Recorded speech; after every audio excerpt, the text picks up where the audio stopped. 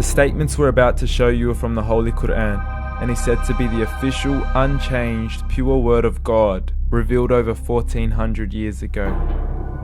Claiming to be the word of God is a heavy statement, and without proof, or if a single contradiction is found within the book, the apparent word of God will be proven false. So without further ado, let's put the book to the test.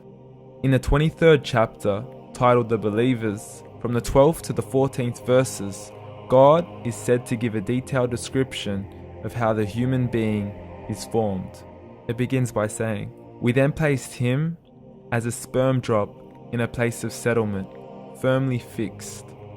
Then we made the drop into a alaqa." We will translate this word very soon. "And then we changed the alaqa into a lump.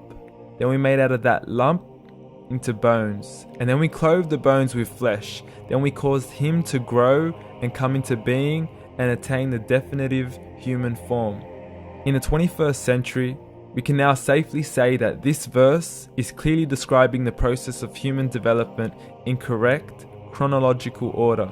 However, what we should be paying attention to in particular is the second stage, referring to the development of the embryo. The specific word used to describe the embryo in this verse is the word alaqa. The word alaqa, when translated into English, can mean three separate things. Firstly, a blood clot, or to be suspended, that is to be hanging or clinging to something, or thirdly and finally, a leech.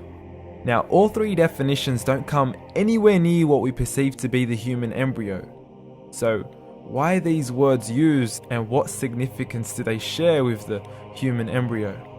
Can the embryo be described as a blood clot? Well, what do you think? In the third week of embryonic development, a tubular heart joins with the blood vessels to form a primordial cardiovascular system, and by the end of the third week, the blood is circulating and the heart begins to beat on day 21. The first thing that comes to mind in regards to being suspended or hanging is the umbilical cord. But we can't use that example because we are simply referring to step 2, before the baby has even formed. But we now know today that the umbilical cord is formed from the connecting stalk.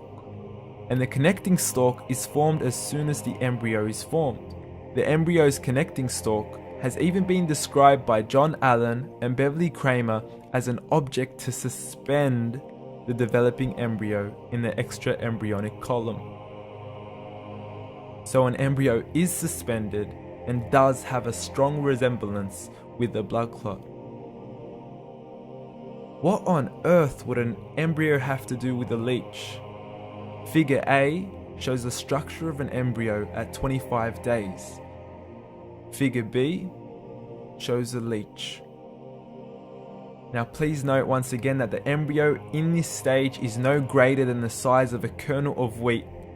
This is an X-ray of the embryo at 22 days. This is the internal structure of a leech.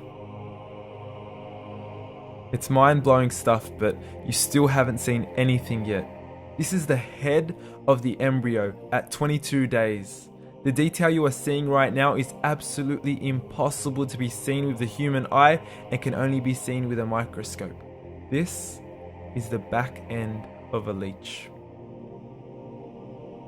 There's no other words used to describe this other than mind-blowing. The pictures we have shown you are impossible to be seen with the human eye or even to be predicted by the human mind. Once again, the verses we have shown you were revealed over 1400 years ago to a man who couldn't read nor write. Are these the words of God?